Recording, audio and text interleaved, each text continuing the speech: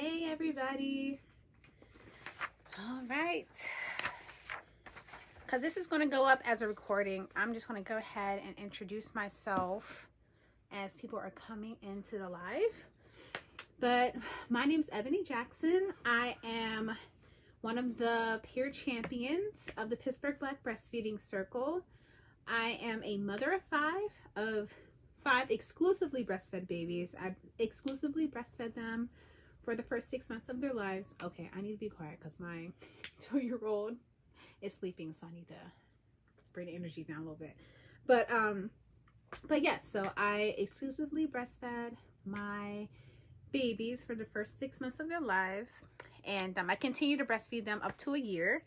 I am still currently breastfeeding my 2-year-old. He is just living the best life with that. What else is going on? So I got introduced to the breastfeeding circle in 2014. I'm just doing introductions right now to myself. So if you guys want to go ahead and say hey, I'm checking out the comments now. I see some people came in. But yeah, I got introduced to the breastfeeding circle in 2014. And from there, I was just a member like you guys. Hey. And yeah, just over time, I became a loyal member. And I just started giving breastfeeding help. So it's been nice to kind of be on the one side of where I'm receiving help. Like a lot of you guys are new moms. And then you turn into this seasoned mom with all this expertise. So that's kind of fun. Yeah. So, hey. Okay, I see Destined. Is that your name? Do you go by Destined? I mean, it's beautiful if it is. Because your parents done set you up. Says Destined for greatness. But yes, so once I got involved with, you know, after 2000, like around 2000, what was that, 2018, I was given the opportunity, hey Kalita, to take on training as a peer champion. And basically what a peer champion is, it's an experienced breastfeeding mama who gets trained by a board certified lactation counselor, and they teach us to help other breastfeeding moms in our community meet their breastfeeding goals. That's pretty much all we do, is help you guys out, and we're trained to do so. And if you're interested in that, we'll have dates coming up for the 3rd round of cohorts. You can message me or Ngazi, and we would love for you guys to get trained so you can also lead meetings out like this, and also help new moms who are coming into the group to answer their breastfeeding questions. Okay. Yep. So that's pretty much it. Okay. Well, I love it. Destined. I have a friend who's naming their daughter Wisdom, and I just love it. I love those names. It's so creative. So creative.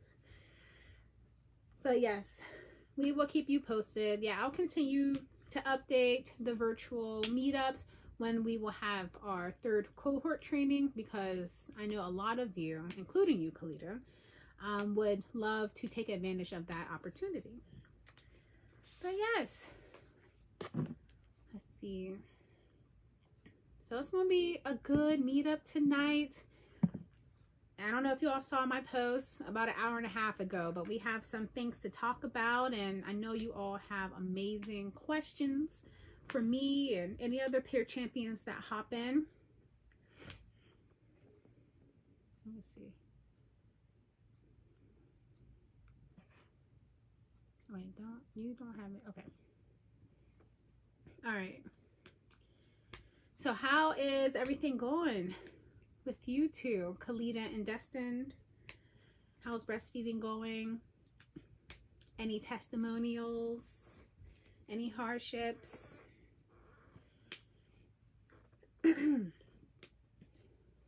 Like I said, my 2-year-old is still nursing right now, and That's new for me. I have not nursed out this far.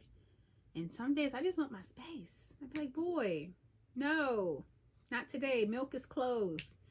It won't be here till, especially in the evening. I'd be like, there's no more till tomorrow. Okay, so let's see. Kalita says yes, because I try to encourage all to breastfeed, even if just in a hospital.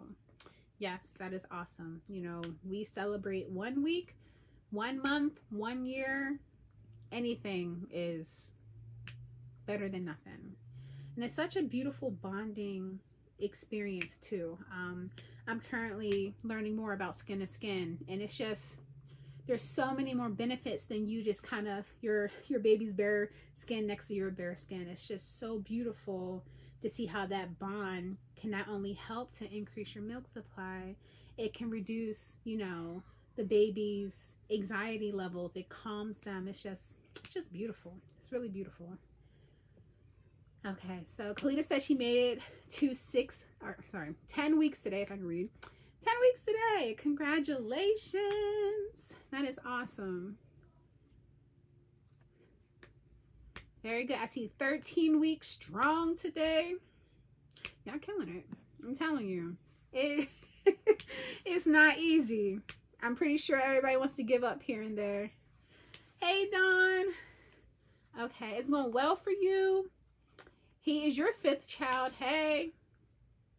Mother of 5 over here too. And I always nurse until I get pregnant. They're all too... Okay. Hold on. Destin, that's my story.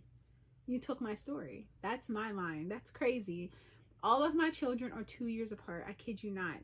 My first 3 are 2 years apart, literally in the same month. So I have a October 20th of 2010, October 15th of 2012, October 13th of 2014, and it just keeps going. They started to disperse after that, but girl, she keeps nursing. So she, I know that too well. So I guess we'll stay posted for the baby announcement for baby number 6, huh? That's too funny. Okay, let me scroll up a little bit because I don't want to miss anyone's update. Okay, is it Tanya? I don't want to pronounce your name right or wrong. Tonya sounds pretty. Tonya. But that is congratulations on 10 weeks again, or 13 weeks again. Let me see. Okay, I have 9753 in 2 months. Yes, that is me. 9753 and 1. So, I know 2. 9753 and 2. So they'll all be switching ages, going up a year. Okay. All right. Hey guys. Tanya. Okay. All right. Beautiful. Thank you. Okay. Yes. So we're just giving up updates on how everyone's going. We have Tanya, who is, I keep want to say 13 weeks strong. And then we have, I'll keep going, Kalita, who's 10 weeks strong. Yes. That is just awesome. I love these updates. It just makes my heart flutter, because we just when you think about the history and what we've had to go through as mamas, you know, with breastfeeding and just everything that comes with it, it's amazing that we still come out and do what we got to do to protect our babies and to protect ourselves as mothers. One of the cool benefits of breastfeeding, we always hear about all the benefits for the baby, but there's so many benefits for us too.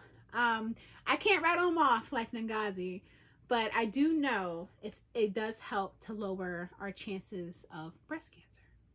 I know that one thing. And there's like a few other things too. I don't have my notes in front of me, but it's beautiful. Breastfeeding is just something that not only benefits baby, but it benefits us too. Yes. Okay. So we will be giving away food bucks today. I did not want to forget that.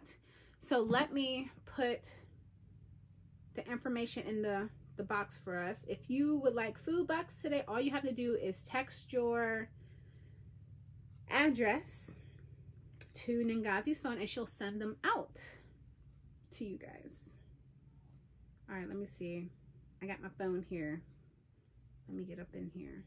See if I can do both. I'm pretty sure I can. There we go. Okay, I'm hearing myself. All right, here we go. So text Nganzi. I put her number in there. Hopefully it shows up. And yeah, text her. And the food bucks are good for numerous places. You can use them at farmers markets.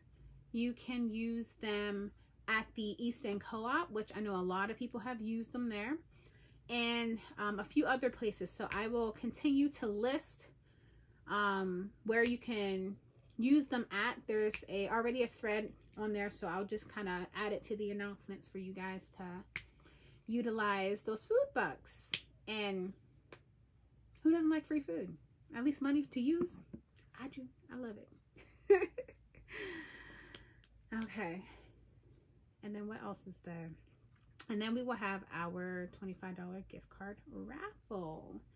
So I don't know if guys is going to be able to track that or not. But here, let me see. Are my comments going in? Can y'all see them? Can you see? Let me know. Let me know if you can see my comments.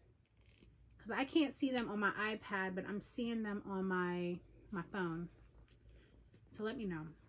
Because if not, then I won't post any messages. No, you can't see them? Okay. Okay. All right. Then guys, I see your message. Yeah, okay. All right. Well, if you can't see them, I'll just update it later. But yeah, so we'll still be doing our raffle today. So for all you ladies that came in, I will keep track of who is here. But what will be nice is if you just add your neighborhood and your zip code, then I can put your name next. I'll put your name from that person that puts their neighborhood and zip code. And the neighborhood and zip code just helps us to keep track of the women that we are helping in our area. Before COVID, we were very focused on doing outreach in areas that really needed our help, and in regards to breastfeeding. So we want to continue to make sure we're servicing those areas. So we want to keep track of all the women in the area, a Pittsburgh area, to do that. So thank you, Kalita. I appreciate that. Yes. So all right, let me go on to a few of our little announcements and topics. So with every meeting, we are going to update you all on with COVID and breastfeeding, because, you know, things are always changing and we want to make sure we're keeping our mamas up to date. So in regards to COVID and breastfeeding, on the CDC website, they're saying that breast milk is still the best source of nutrition for most infants. We do not know whether mothers with COVID can transmit the virus through milk, but the limited data available suggests that it is not likely. So that's basically saying continue to breastfeed throughout this pandemic. And if you are COVID positive, you can still continue to breastfeed. So if a mother is COVID positive, let's talk about that. You know, we want you all to take precautions. So how can we go about taking those precautions? One of the way is what we've heard from the very beginning is to wash our hands, right? Definitely wash your hands before touching your baby if you're COVID positive. Wear a cloth face covering when you can while you're breastfeeding, and to wash your hands before touching any pumps and bottle parts, and to clean all bottles after use. Okay. And then one more thing that was in the document that I wanted to kind of read in regards to COVID positive mamas and their babies. And I'll just read it verbatim here because I don't want to translate anything, but it's not long, it's really quick. So an infant being breastfed by a mother who is suspected or confirmed to have COVID-19 should be considered as suspected COVID-19. So while the infant's testing results are not available during the duration of the mother's recommended period of home isolation of 14 days thereafter. The same approach should be taken with respect to the infant who has another ongoing close contact with another person who is suspected or confirmed with COVID.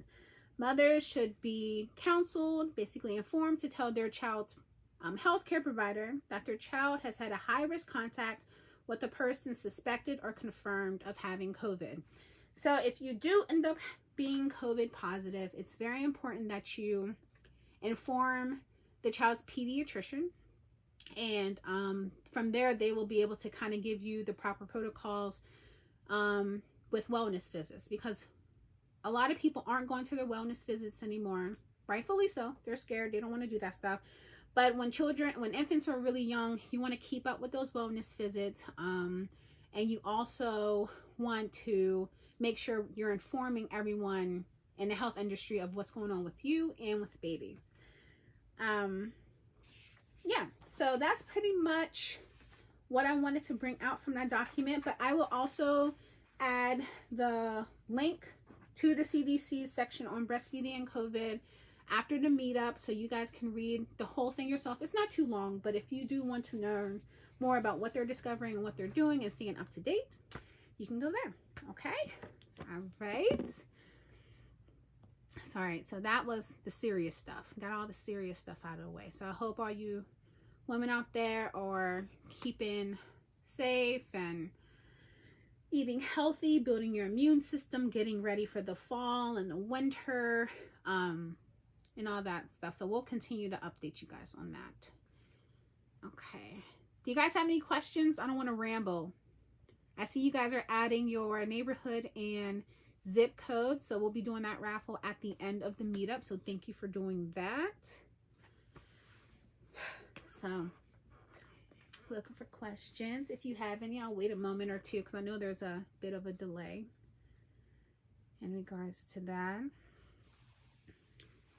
Okay, so on the agenda, I know I'm so serious. If you guys ever see my posts, I am probably one of the most, or I don't want to say I'm the most organized, because if I showed y'all this room, I'd be like, she lying. But I am like very methodical in that way. I have outlines and outlines for my outlines, and so just ignore me when I use these terms. So on the agenda today, we were going to talk about milk sharing. There were a few, so okay, let me start here. Pittsburgh Black Breastfeeding Circle and milk sharing. Okay, we have a rule. We don't milk share with each other, okay? We reserve that for the donor milk banks, okay? And if you're not sure what that is, that's basically someone who maybe pumps extra milk or has an oversupply of milk, and they donate it to a donor bank. They screen it for disease, viruses. They check, they can even detect if there's marijuana in the milk, and they either test it to be used or something that can't be used. So if it has anything in it that could be harmful to another baby, they don't use that milk. So why we don't support milk sharing in our group is because there's a lot of potential things that can go wrong with that. And when we're dealing with health and things like that, we always want to lean on the side of caution. Okay, so if there's like a post about it, because most posts have to be approved, we don't approve those posts. And then also if there's anything in the comments about like, I have extra milk, I'll share that milk with you, more than likely if one of the admins or moderators see it, it'll come down. And obviously we cannot control you guys, and you do what you're going to do in your personal life, but just within the group, within the discussions and things like that, we here do not support that. If you do need some donor milk, go through a milk bank and go through the proper screening process and just go through it that way. Right now, that's just the safest way for us to suggest that for you guys. Yeah. I mean, it's a very common practice, especially like in other I'm speaking to Destin's question or comment. She says, I didn't know people share milk. And it is very common, like overseas and other cultures, and that, you know, they do certain practices like that on a regular basis, and it's known, and it's just what they do, and it's understood. It's a cultural thing.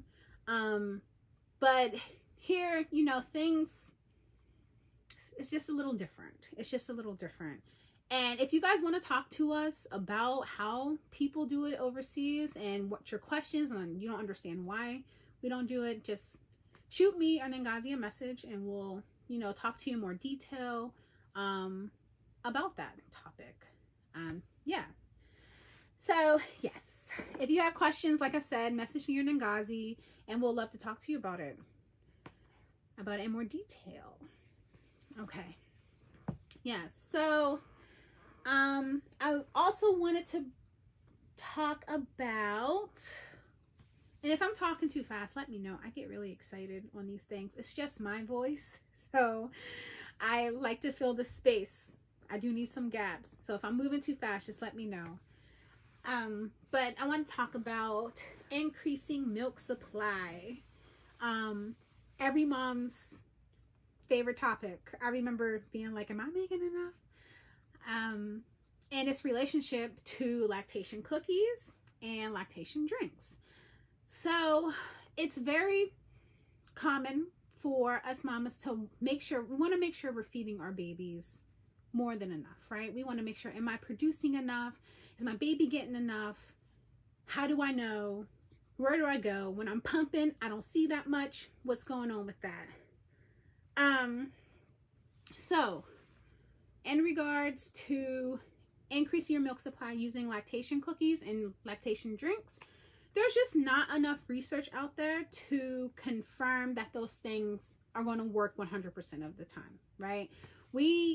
You know, there's a mom, I don't want to use her name, but I know this mom, she swears by oatmeal.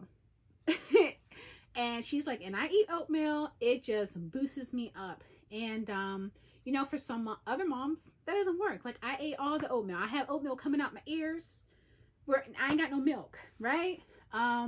There's teas, there's sports drinks or body armor. All those things are supposed to help. But what it boils down to is the more you nurse your baby and you have a proper latch, the more milk transfer is happening, the more your body is going to know to produce more milk, right? So it works on a supply and demand. You have your baby on, you nurse, you get that, you know, get on some skin to skin and get baby on. And I think one of the things that what I'm learning in my CLC training is that a lot of us, including myself, we miss those hunger cues. You know, a lot of times we wait until baby's crying and so distraught and frustrated. Trying to latch them sometimes can be very difficult. So when we're looking for those early hunger cues, which can be like, you know, baby, hold on, I have a bear. I'm in my children's room today. Let's see. Oh, they put bows on it. So cute. So when a baby is kind of, you know, got the hand in the mouth and, you know, they're starting to move around a little bit. Their eyes are still closed. Can't close these babies' eyes. But, you know, they're moving around a little bit. Those are early signs, especially, you know, in that infancy stage, that they're ready to nurse. You know, they don't have to be crying and completely distraught for you to do that. So when you're looking at those early feeding cues and hunger cues, you nurse more efficiently, right? You're able to get baby latched on. Baby isn't fussing and turning around, and you're able to get him or her on. And it's such a better experience for you too. You're not stressed, and you know, you're able to pick up those cues. Yeah, so Destin said oatmeal helped you. I believe that having a well-balanced diet helps anyone to, you know, focus, right? It helps them to relax. You know, you're not thinking about hunger. You're not thinking about dehydration. You know, all breastfeeding mamas should stay hydrated, right? And studies even show that mothers in very poverty-stricken areas still produce lots of milk and have juicy, fat babies. Oh, Kalita. They have juicy, fat babies, okay? So you're like, okay, well, this mom is not getting a whole bunch to eat, and she's not getting lactation cookies. She's not getting an enormous amount of oatmeal or these special cookie teas, tinctures, and things like that. So why is her baby still fat and juicy? It's because she's nursing. She's nursing her baby. She has a very good latch, and she's doing it frequently. Now, what study shows about mothers who are getting a lot of nourishment, they play with their babies more. So when they're playing with their babies more, that's when you can kind of pick up those early feeding cues I was talking about and continue to nurse even more efficiently. So I'm not saying to not eat them. I'm not saying you can't enjoy them. I've made numerous little oatmeal bites for me and my family, and I love them. I think they're all delicious. But the best way to maintain or to increase your milk supply is to nurse frequently. I do know that you can also power pump. Power pumping has been known to really increase your milk supply as well. That is simply when you take an hour out of your day, you breastfeed for 15 minutes, you stop for 5. Stop for 5, breastfeed for 15. Hold on, let me confirm that. Hold on. Because I've heard 2 different ways and I got confused. Hold on. Power pumping. Okay, so yes, you pump for 20 minutes, rest for 10 minutes, pump for 10 minutes, rest for another 10 minutes, and you pump for 10 minutes. And you don't do that more than once a day. And what you're doing is basically tricking your body into thinking that your baby is going through a growth spurt. So during a growth spurt, a baby cluster feeds. So sometimes you're like, I cannot calm this baby down. Like, what is going on? Chances are, if the baby's at a certain age, he's probably going through a growth spurt. And they'll just want to nurse and be attached often. And that's what power pumping mimics. So you could also power pump to increase it as well. Yeah. So Kalita says her baby fusses no matter what. Aw, poor babies. So we can dive into that more. And you said she is 10 weeks, right? Kalita, correct me if I'm wrong. Yeah, you said 10 weeks because Tanya said 13. Yeah, I think so. Yeah, 10 weeks. So that is 2 months, 2.5 months. Right? So how is breastfeeding with her? Is it painful? Does she do short feedings? I'm waiting for your response before I say anything else because I want to help.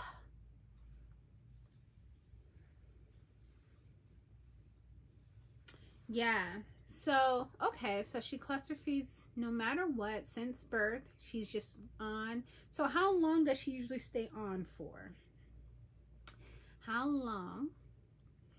Because that can kind of help determine what's going on.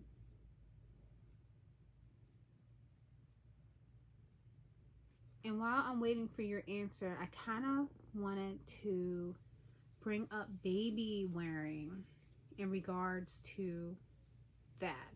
Let me see. My boy, for the most part, just nurses himself to sleep. Aww. Milk drunk. Milk drunk. Okay, so Tanya, that's cool. Yeah, that's how, you know, especially if you're getting if you're hearing some really good sucks going on with that feeding, you can hear him swallowing. You know, at first it's pretty aggressive, and then he kind of, you can tell he's getting really good feeding, and then towards the end he's just kind of drifting off, and then he got some little milk dribbling out. That's when you know it's a really good feeding. And so that's exciting. Okay, so Kalita says it's her nursing sessions are not painful. Her baby is usually anywhere from 5 minutes to 30 minutes aside. Okay, yeah. So, there's I don't know if I haven't had a baby in a hospital in a while, so I'm not too sure if they still push this jargon. But when I was having babies in a hospital, they were saying like 20 minutes aside. I remember getting the sheet and I filled it out, and I would say, okay, he started at 9:18, and I would take him off at 9:38 and burp them and switch sides. Like, I was like, you can't tell someone like me to do a chart, because I'm gonna fill it in right. I want an A+ on my chart, okay, on my paper. So that's what I did. But as I'm learning about lactation, there's no true set amount of time. Like Kalita's saying, a feeding can be 10 minutes one day, 30 minutes the next.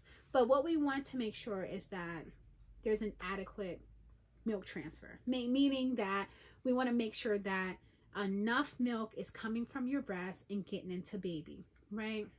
So you're saying that you're not in pain, which is a good sign that you have a good latch, and you know that they're short. How do your breasts feel like in between feedings? Do they ever get full? Do they feel heavy? Not engorged to the point where they're painful, but before the next feeding, do you know, like, okay, it's time for me to now nurse him? I'm curious. Okay.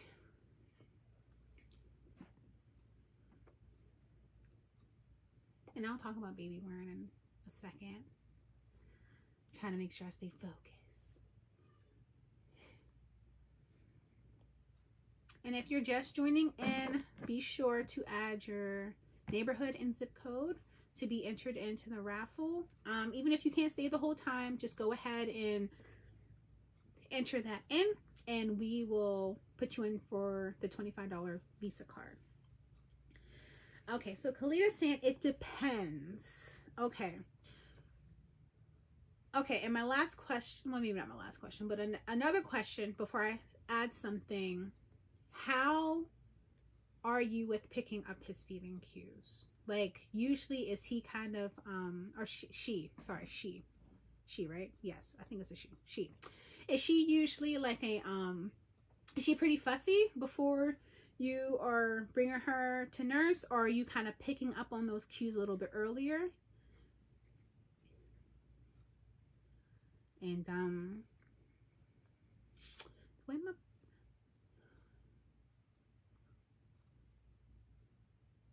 oh, okay. So she said, the way my body goes, I've never really had the full feeling. I overproduce. Okay, so you got fat, chunky baby who is weighing well. Okay, and I don't want to speculate. How is the weight? Is baby gaining well? Because it just sounds like she's in love with you right now. It sounds like she just loved being with her mama.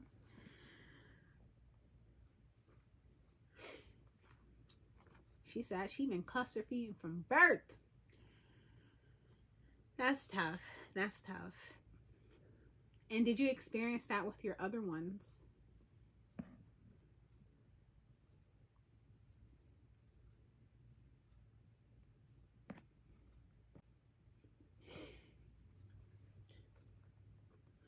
Let's see. Because it's very common to not, to have completely different breastfeeding experiences from one baby to the next. It's the same with pregnancy. It's the same with labor. Nothing is ever really the same. Okay. So she says she picks up on the feeding cues. Sometimes she'll let her baby get upset more, just that she can see that what her baby really wants. Okay. I know, the human pacifier, right? You don't want to be a human pacifier. It's like, what do you really want? Okay, so when it comes to nursing, right? Just like we were talking about skin to skin, it's more than just the baby's bare skin on your skin. And you know, it's just more than that bond. It happens also with nursing. This whole sucking motion that happens brings so much comfort to the baby. Like it literally soothes them and it relaxes them.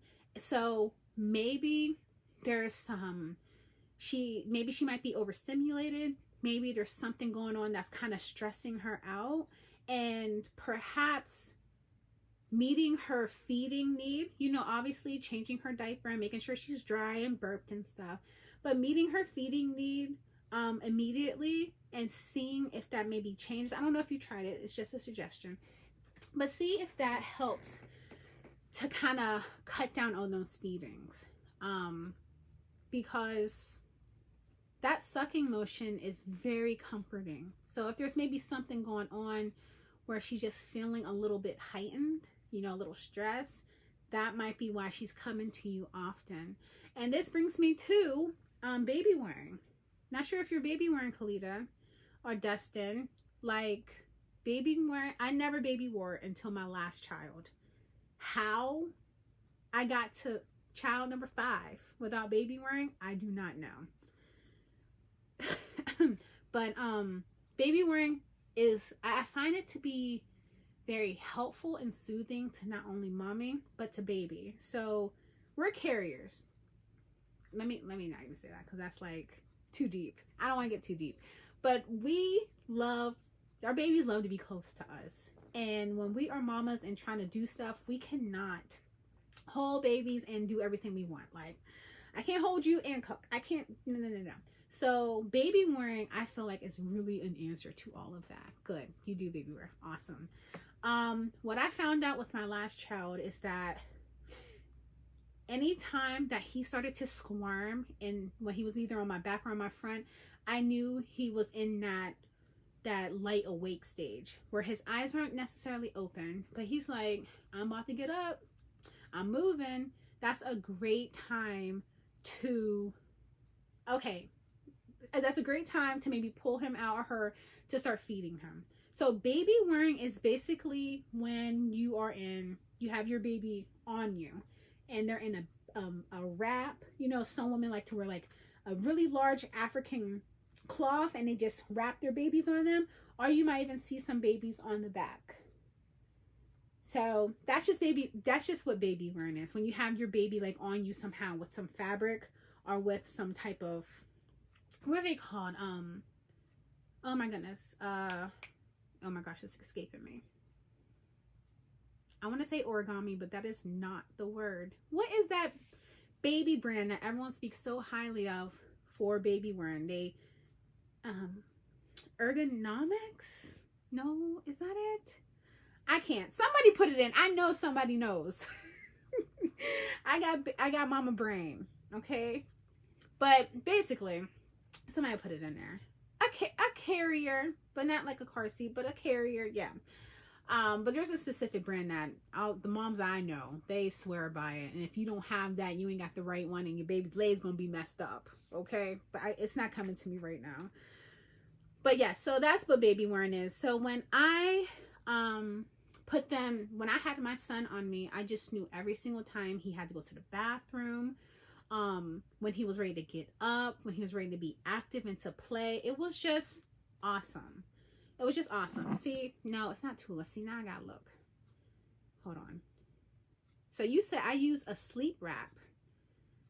Is a sleep wrap like a, I don't know what a sleep wrap is. Is that for you or baby? Baby carrier brands. I need to see, because it's going to keep me.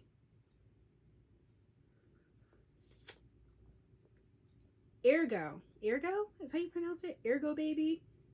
Ergonomics. Yeah, it's an Ergo. That's how you pronounce it. Ergo. Yes, that's what everyone swears by. But I think that's good too for in between feedings. So like when babies are fussy in between feedings, a lot of times, like you saying, Kalita, it's not a I want to nurse per se. It's like I just want to be close to somebody. I just want that closeness. And I really feel like baby wearing really remedies that. But on the flip side, you know when they're waking, you know when they're hungry. You can say, okay, it's time to eat, or it's time to play a little bit. And then they go right back on your back. Now my friend Katora just joined in. I don't know if she's still on there, but I am known as wearing my son. Like, he was on me everywhere. Any matter if I was in the house, outside, Israel's on my back. Hey sis. Okay. Okay, I want to go up a little bit in regards to her weight. Okay, so the weight is awesome. And your other babies did not cluster feed. They were all on demand feeders. Okay, good. See, so like you're saying, they're all different. Yes, each breastfeeding experience is different, and she's going to grow up and have completely different needs as your other ones. And it's all good. That's what mamas do. We got to have that flexibility. So, okay, so Des wants to know, how do you deal with the heat? Because I cannot, sis. Look, I got you. I got you. It is so hot. Why? I feel like the sun is hitting different this year. I feel like it's hitting different. It's just like, why is it so hot? Like, I'm in the shade underneath my tree in my backyard. I'm like, it's still too hot out here. I can't. So I printed out some stuff for us to talk about. How do you guys stay cool first? I want to hear what some of you guys have to say. How are you dealing with the heat? Are you guys going out? Or is it just kind of warming your home? What kind of heat are y'all dealing with? Because it is two different types of heat. Two different types of heat. Let's see. So as you guys are putting them in, I'll give like one tip. Obviously, clothing, right? Oh, okay. What we want to talk about is summertime anyway. So I wanted to talk about that, but I'm glad you clarified. She meant, how do you deal with the heat while baby wearing? Yeah, it do be hot. My back, my back do be sweating. But I always kept the baby kind of cool. So if it was hot, always dress your baby accordingly, right? We don't overdress them, because even their body heat makes you warmer, right? And then don't overdress yourself. I just try to get to a cool place and do what I got to do in the heat as quickly as possible, and just know it's a moment of time. But baby wearing can get warm. It can get very warm. Yeah, so if you guys have any other tips with regarding to baby wearing, it is a hot thing, especially when you're carrying a toddler. It gets real warm real quick. Yeah, and stay hydrated yourself, of course. But in regards to, oh wait, I see another question. It's from Katora. She says, I'm kind of telling on myself, but is it possible to start breastfeeding again? Is it worth it? Okay, so baby Josiah, he will be a year, right? In November? Yes, November. So we have, what is it, July? So we have August, September, October, November. So he's like 8 months, right? My math is right. So when was the last time? So when you say to start breastfeeding again, when did you stop? And it is possible. Relactation is a thing. It is very much possible. And is it worth it? Well, that would be a decision for you to make. Why do you want to start breastfeeding again? Like, what's making you inquire about relactation and starting again? What are you trying to get out of it? Sorry. Oh, Izzy, don't fall. Yeah. That's a good question. 'Cause especially in the beginning of the pandemic, there was a lot of people wanting to relactate. You know, they may have stopped a month or two before the pandemic, and now they're home with their baby and want to know, can they start again? Or maybe they just said no, they didn't even want to bother to start because they had to go back to nurse. And it was a lot of mamas relactating. So yeah. Okay, so about 2 months ago, you stopped breastfeeding. So that's really not that much time. How much were you? Just asking honestly.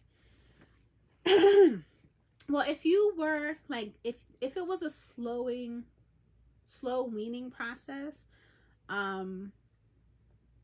you know, I mean, it's definitely possible. I'm gonna say it's possible. And if you want to do it again, just for the connection and just to have him all loving up on you and stuff, you can. I just wasn't sure if there was something going on. I don't know. But I can talk to Ngozi about that. I haven't personally done any relactation and I haven't learned about it, but I know there's ways to do it. I know there's a way to have a plan to do it. But you asking the breastfeeding lady, I'll always say it's worth it. I'll always say it's worth it.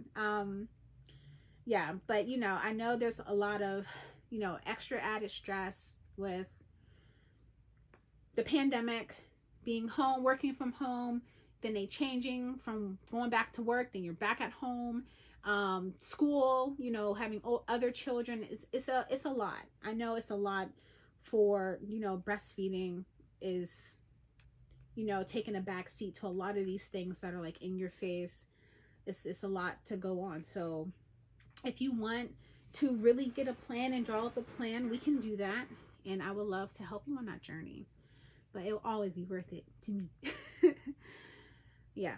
So just in regards to being hot and staying cool, always keep your babies in really good light clothing. You know, dress how you're dressing. If you're wearing a t-shirt and some shorts, put your baby in the same thing, right?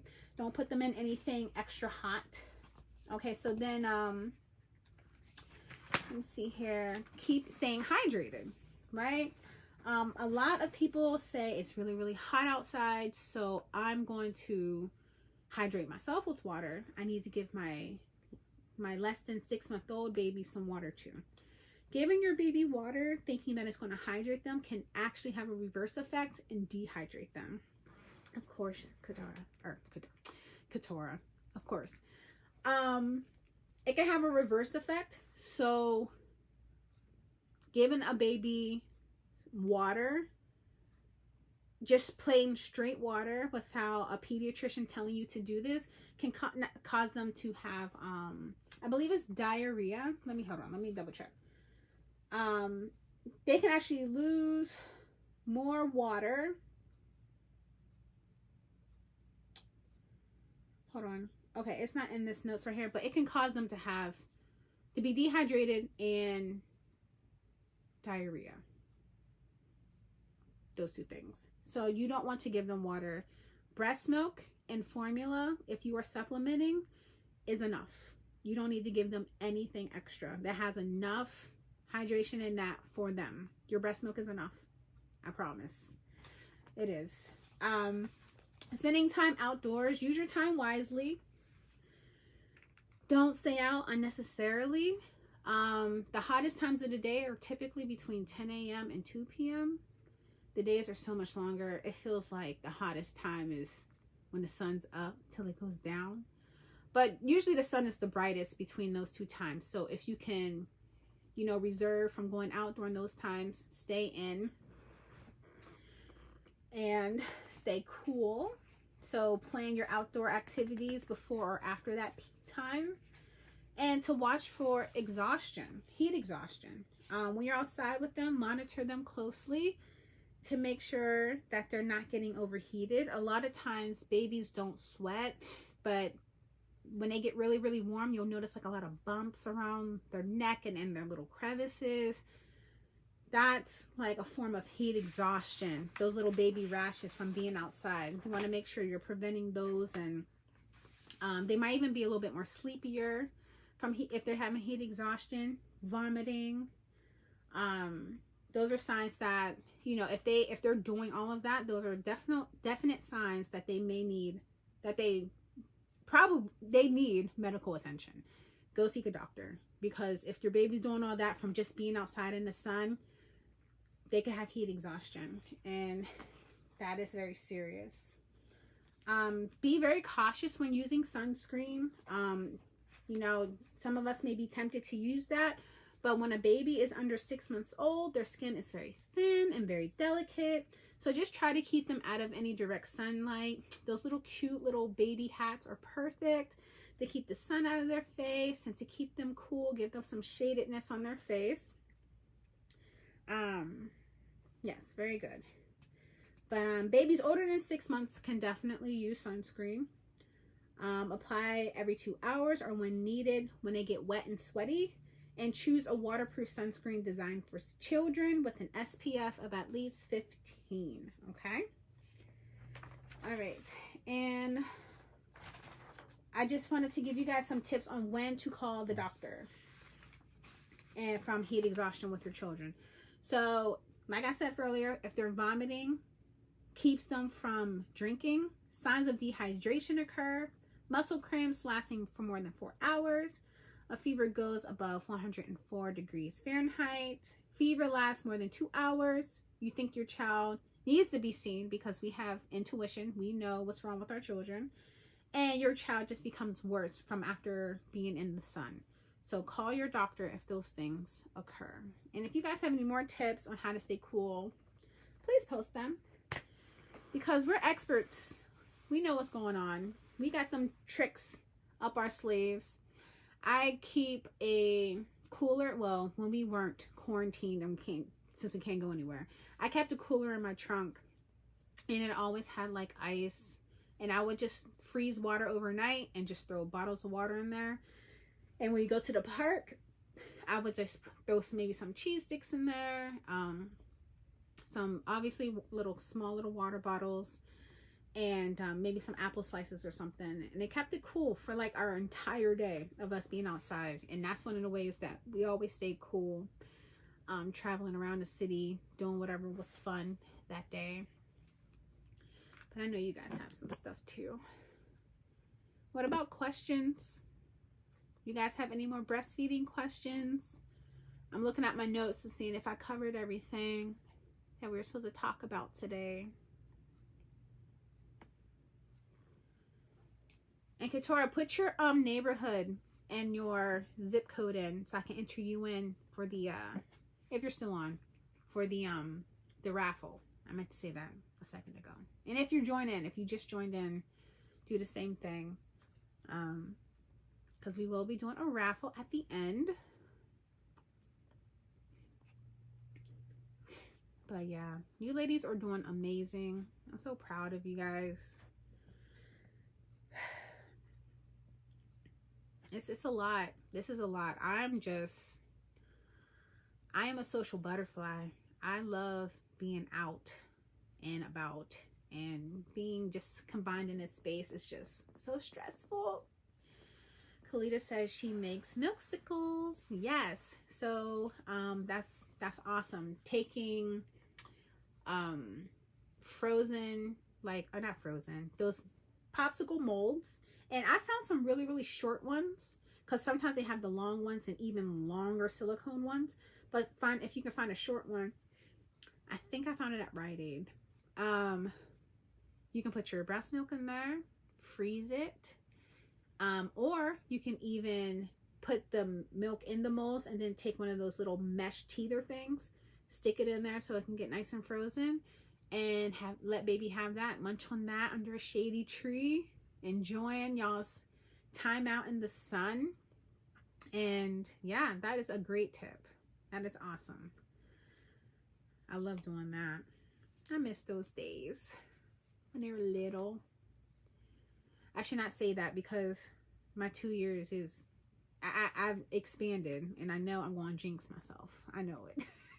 Talk about I miss those times. Yes. So if you guys have any more questions or not, let me see. Yeah, I just want to thank you guys for joining me today. This is just awesome that we're just keeping our spirits up and keeping going. And even when we don't feel like pushing through and keep going, we do it for our babies because they need us. And then the next day is better. So it's just got to get through the day. Some days you just got to get through the day. Yes. Okay. Kalita says, once begin introducing purees, added them to it as well. Yes, awesome. See, now I haven't tried that, freezing the milk in the purees. That's so cute. Oh my goodness, that is so cute. I can see how pretty that could be. Me and my little overachieving self, I would probably put some squiggly lines in it, make it look all cute and stuff. That's a really good idea.